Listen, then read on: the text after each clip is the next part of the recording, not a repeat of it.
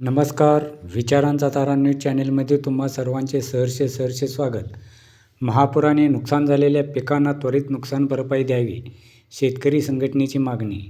गेल्या सप्ताहात सलग 6 ते 7 दिवस संततधार झालेल्या पावसामुळे दूधगंगा, वेदगंगा नद्यांना महापूर आला असून या महापुराची पाणी अद्याप उभ्या पिकातून असल्याने पुराच्या पाण्यामुळे पिकांचे नुकसान झाले असून यामुळे शेतकरी वर्ग आर्थिक संकटात सापडला आहे. तेव्हा या शेतकऱ्यांना कर्नाटक शासनाने त्वरित नुकसान भरपाई देऊन त्यांना दिलासा द्यावा अशी मागणी कर्नाटक राज्य रयत संघटनेच्या भोज शाखेच्या वतीने करण्यात आली आहे. याबाबत बोलताना भोज शाखा अध्यक्ष रमेश पाटील व सदस्य शीतल बागे म्हणाले की शेतकरी हा आपला मुख्य कणा आहे. तो आहे म्हणून देश चालला आहे. आपली पिके पिकवण्यासाठी जीवाचे रान करतो, पण त्याला कधीकधी निसर्ग साथ देत नाही. त्यामुळे एवढे कष्ट घेऊनही त्याच्या पदरी निराशाच येते. त्याप्रमाणे चालू वर्षीही सध्या संततधार पाऊस होऊन नद्यांना पूर आला व या पाण्यामुळे आर्थिक पीक म्हणून संबोधले जाणारे ऊस पिकाबरोबर भुईमूग, सोयाबीन, भात, मिरचीसह भाजीपाला पिके पाण्याने कुजून नुकसान झाले आहे. त्यामुळे शेतकरी आर्थिक संकटात सापडले आहेत.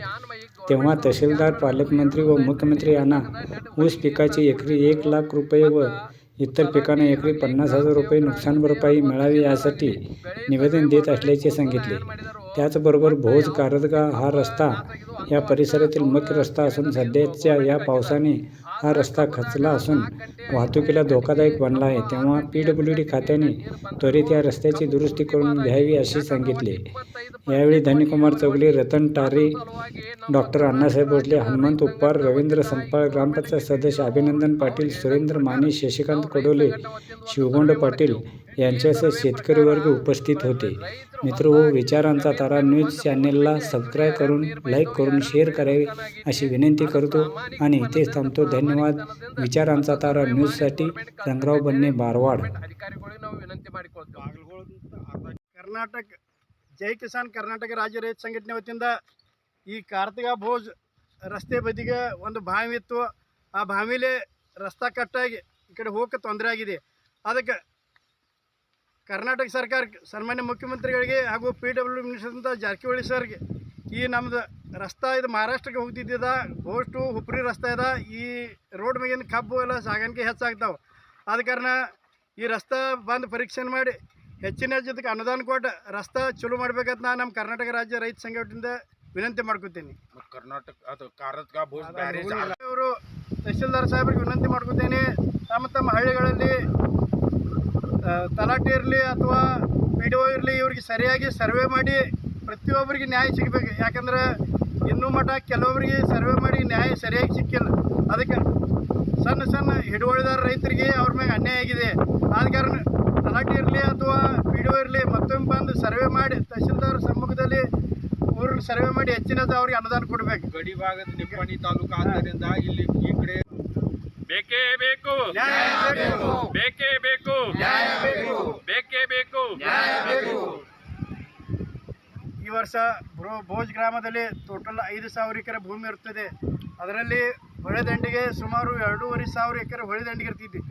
ಅದರಲ್ಲಿ ಹೆಚ್ಚು 2,000 ಮಟ ಭೂಮಿ, 2,000 ಎಕರೆ ಮಟ ನಮ್ಮ ಭೂಮಿ, ಕಬ್ಬಿನ ಭೂಮಿ ಇರಲಿ ಅಥವಾ ಸೋಯಾಬೀನ್ ಇರಲಿ, ಮೆಣಸಿನ್ಕಾಯಿ ಇರಲಿ, ಶೇಂಗಾ ಇರಲಿ, ಉದ್ದು, ಹೆಸರು, ಕಡದನ್ ಬೆಳೆ ಇವೆಲ್ಲ ಮುನಿಗೆ ಹೋಗಿರ್ತವೆ. ಆದ ಕಾರಣ ನಮ್ಮ ಜೈ ಕಿಸಾನ್ ಕರ್ನಾಟಕ ರಾಜ್ಯ ರೈತ ಸಂಘ ವತಿಯಿಂದ ಸನ್ಮಾನ್ಯ ಮುಖ್ಯಮಂತ್ರಿಗಳಲ್ಲಿ ವಿನಂತಿಸಿಕೊಳ್ಳೋದೇನೆಂದರೆ ಈ ನಮ್ಮ ಭೋಜ್ ಗ್ರಾಮದಲ್ಲಿ ಮತ್ತು ಬೆಳಗಾವಿ ಜಿಲ್ಲೆ, ಕರ್ನಾಟಕ ರಾಜ್ಯದಲ್ಲಿ ಹೆಚ್ಚಿನ ಮಳೆ ಬಿದ್ದು ಅತಿವೃಷ್ಟಿಯಿಂದ ಬೆಳೆ ನಾಶ ಆಗಿರುತ್ತದೆ.